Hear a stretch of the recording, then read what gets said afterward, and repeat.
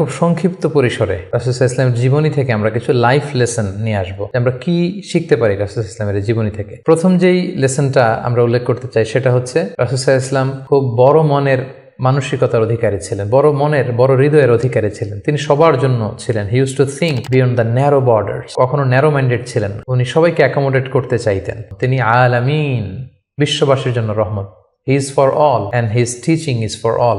দ্বিতীয় যে শিক্ষাটা আমরা পাই সেটা হচ্ছে রাসূল সাল্লাল্লাহু আলাইহি ওয়াসাল্লাম সবসময় সংঘবদ্ধ জীবন যাপন করেছেন। আমরা যদি দেখি মক্কাতে সংঘবদ্ধ, মদিনাতে সংঘবদ্ধ, যেখানে তিনি ছিলেন সংঘবদ্ধ ছিলেন। এবং আমরা যেন ইউনাইটেড থাকি, কোরআনের শিক্ষাটা তিনি বারবার বলেছেন, ওয়ালা তাফাররাকু, তোমরা বিচ্ছিন্ন হয়ো না, তোমরা আলাদা হয়ে জীবন যাপন করো না, বরং তোমরা সংঘবদ্ধ জীবন যাপন করো। 3 নম্বর যে শিক্ষাটি আমরা পাই রাসূল সাল্লাল্লাহু আলাইহি ওয়াসাল্লামের জীবনী থেকে সেটা হচ্ছে তিনি পিস লাভার ছিলেন, শান্তিকামী। কখনো সংঘাতে সহজে বিরোধে জড়াতে চাইতেন না, সবসময় শান্তি প্রতিষ্ঠায় তিনি অগ্রগামী ছিলেন। আমরা যদি দেখি যে কুরাইশদের সাথেও কিন্তু তিনি পিস ট্রিটি করেছেন, শান্তি চুক্তি। সাহাবারা রাজি হচ্ছিলেন না, কিন্তু তিনি করেছেন। মদিনায় এসে তিনি মদিনা চার্টার করেছেন, মদিনা সনদ করেছেন, ইহুদিদের সাথে একসাথে থেকেছেন। কিন্তু মদিনা সনদ ভঙ্গ হয়েছে যখন তারা বিশ্বাসঘাতকতা করেছে। তার মানে তিনি সবসময় শান্তির পক্ষে ছিলেন। তো আমরা যারা নবীজির উম্মত বলে নিজেদেরকে দাবি করি, আমরা যেন সবসময় শান্তিকামী হই, আমরা যেন শান্তির পক্ষে থাকি, এটা আমাদের জন্য শিক্ষা। 4 নম্বর যে শিক্ষাটি আমরা পাই সেটা হচ্ছে he was the flag bearer of justice. ন্যায় যেখানে, সত্য যেখানে, ইনসাফ যেখানে, জাস্টিস যেখানে, তিনি সেখানে। তার প্রমাণ আমরা দেখি 20 বছর বয়সে তিনি যখন যুবক, তখন তিনি হেলফুল ফুজুল নামে যুব সংঘ করেছেন। উদ্দেশ্য কি ছিল? মাআল মাজলুম দিদ্দাল জালিম। আমরা সবসময় মাজলুমের পক্ষে থাকবো, জালেমের বিরুদ্ধে। কোনো জালেম যেন কোনো ব্যবসায়ীকে, ভিনদেশীকে, কাউকে যেন ঠকাতে না পারে, মাজলুমের পক্ষে লড়বার জন্য তিনি এটা করেছেন। তার মানে ইনসাফ, জাস্টিস, ন্যায় পরায়ণতার পক্ষে তিনি সবসময় কাজ করেছেন। আমরা যেন সবসময় ন্যায় পরায়ণতার পক্ষে থাকি, এটাই আমাদের জন্য শিক্ষা। 5 নম্বর যে ব্যাপারটা আমরা দেখি যে রাসূল সাল্লাল্লাহু আলাইহি ওয়াসাল্লামের পুরো জীবনীটা যদি আপনারা খেয়াল করেন, সবসময় রাসূল সাল্লাল্লাহু আলাইহি ওয়াসাল্লাম একটা স্ট্রাগলের মধ্য দিয়ে গিয়েছেন। তিনি আল্লাহর নবী, শুধু নবী নয়, শ্রেষ্ঠ নবী, আল্লাহর হাবিব। তার কাছে কোরআন নাজিল হয়েছে, তার কাছে ওহী আসতো, আল্লাহর সরাসরি সাহায্য তিনি পেয়েছেন, আল্লাহর সাথে কথা বলতেন। তারপরেও তার জীবন কিন্তু স্ট্রাগল মুক্ত ছিল না, সবসময় তিনি স্ট্রাগলের মধ্য দিয়েছিলেন। আমরা একটু স্ট্রাগল করলে হতাশ হয়ে পড়ি, একটু বিপদে পড়লে হতাশ হয়ে পড়ি। আমরা যদি রাসূলের জীবনী দেখি তাহলে আমরা বুঝতে পারবো না, হতাশ হওয়া যাবে না, ধৈর্য ধারণ করতে হবে। কারণ struggle is the part of our life. আমার নবী স্ট্রাগল করেছেন, তিনি সংগ্রাম করেছেন। সো সংগ্রাম আমাদের জীবনের অংশ।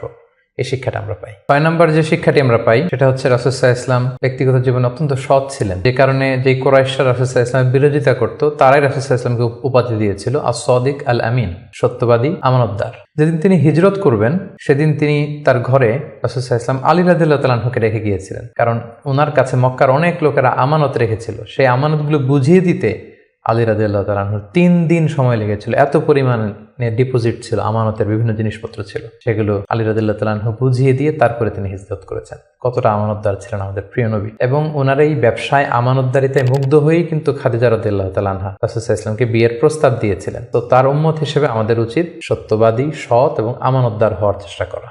7 নম্বর যে শিক্ষাটি আমরা রাসূল সাল্লাল্লাহু আলাইহি ওয়াসাল্লামের জীবনী থেকে পাই সেটা হচ্ছে রাসূল সাল্লাল্লাহু আলাইহি ওয়াসাল্লামের একটা ফ্রেন্ডলি ইন্টারাকশন ছিল তার ফলোয়ারদের সাথে, good interaction with the followers. আমাদের অনেক লিডারদের মধ্যে একটা বসি ভাব থাকে যে আমি সব জানি, আমার ফলোয়াররা কিছুই জানে না, আমার টিমের লোকেরা কিছুই জানে না। না, রাসূল সাল্লাল্লাহু আলাইহি ওয়াসাল্লাম এটা করতেন না। কারোর কাছ থেকে কোনো ভালো কনসালটেশন, কোনো পরামর্শ আসলে পলিসি মেকিংয়ে তাদের কথাও তিনি রাখতেন। সুবহানাল্লাহ, এটা একটা গুড লিডারের বৈশিষ্ট্য। 8 নম্বর যে শিক্ষাটা আমরা পাই সেটা হচ্ছে রাসূল সাল্লাল্লাহু আলাইহি ওয়াসাল্লাম হেভিলি ফোকাসড ছিলেন তার মিশনে। সেই যে মক্কায় তিনি তাওহীদের বাণী প্রচার করতে শুরু করেছেন, রিসালাতের বাণী প্রচার করতে শুরু করেছেন, আখিরাতের কথা মানুষকে প্রচার করতে শুরু করেছেন। তার যে দাওয়াতের ফোকাস, এই ফোকাস থেকে কোনো প্রলোভন, কোনো লোভ, কোনো স্ট্রাগল, কোনো বিপদ রাসূল সাল্লাল্লাহু আলাইহি ওয়াসাল্লামকে এক চুল পরিমাণ নাড়াতে পারেনি। আমরা যদি জীবনে সফল হতে চাই আমাদের ফোকাস ঠিক রাখতে হবে। ফোকাস থেকে আমরা নড়ে গেলে কিন্তু আমরা সফলতার দেখা পাবো না।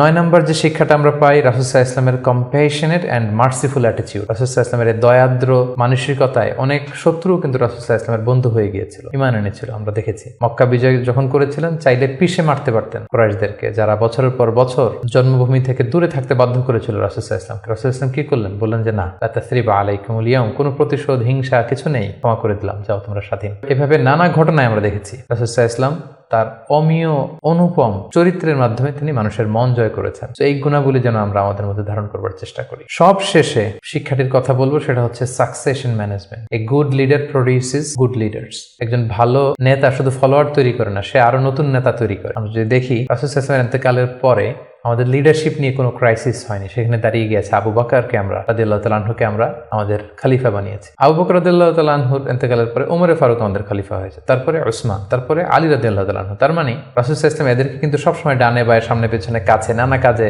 এঙ্গেজ করে নতুন নেতৃত্ব, নিউ লিডারশিপ কিন্তু তিনি তৈরি করেছিলেন। ফলে এই সাকসেশন ম্যানেজমেন্টে কিন্তু রাসূল সাল্লাল্লাহু আলাইহি ওয়াসাল্লাম সাকসেসফুল ছিলেন, এবং এখান থেকে আমরা যারা লিডারশিপ কোয়ালিটি আমাদের আছে, আমরা যেন নতুন লিডার তৈরি করে যেতে পারি উম্মার জন্য, এই শিক্ষাটি কিন্তু আমরা পাই। সম্মানিত শুধু রাসূল সাল্লাল্লাহু আলাইহি ওয়াসাল্লামের ফলোয়ার বা উম্মা হিসেবে আমাদের উচিত রাসূল সাল্লাল্লাহু আলাইহি ওয়াসাল্লামের আদর্শকে আমাদের জীবনে বাস্তবায়ন করা, তার প্রতি ভালোবাসার সর্বোচ্চ নমুনা পেশ করা, তার সম্মান আমাদের সম্মান। তাকে যখন গালি দেওয়া হয়, তার বিরুদ্ধে যখন কটু কথা বলা হয়, আমরা যেন তখন এর প্রতিবাদ করি, লেখনীর মাধ্যমে, বক্তব্যের মাধ্যমে, একত্রিত হয়ে বিভিন্ন ইভেন্টস করার মাধ্যমে। রাসূল সাল্লাল্লাহু আলাইহি ওয়াসাল্লামের রেখে যাওয়া শিক্ষা যেন আমরা আমাদের বাস্তব জীবনে কাজে লাগাই, আমরা যেন অন্যের কাছে পৌঁছাই, আমরা যেন সোশ্যাল মিডিয়াতে ছড়িয়ে দেই, এবং রাসূল সাল্লাল্লাহু আলাইহি ওয়াসাল্লামের এই শিক্ষা যেন আমরা আমাদের অমুসলিম ভাই বোনদের কাছে পৌঁছাতে পারি। আমরা যেন রাসূল সাল্লাল্লাহু আলাইহি ওয়াসাল্লামকে আমাদের জীবনের চাইতে বেশি ভালোবাসতে পারি, আমরা যেন বেশি বেশি রাসূল সাল্লাল্লাহু আলাইহি ওয়াসাল্লামের প্রতি দুরূদ পড়ি, তার রেখে যাওয়া শিক্ষা এবং আদর্শ যেন আমরা মেনে চলতে পারি। আল্লাহ তাআলা আমাদের সবাইকে কথাগুলো বোঝার, আমল করার তৌফিক দান করুন।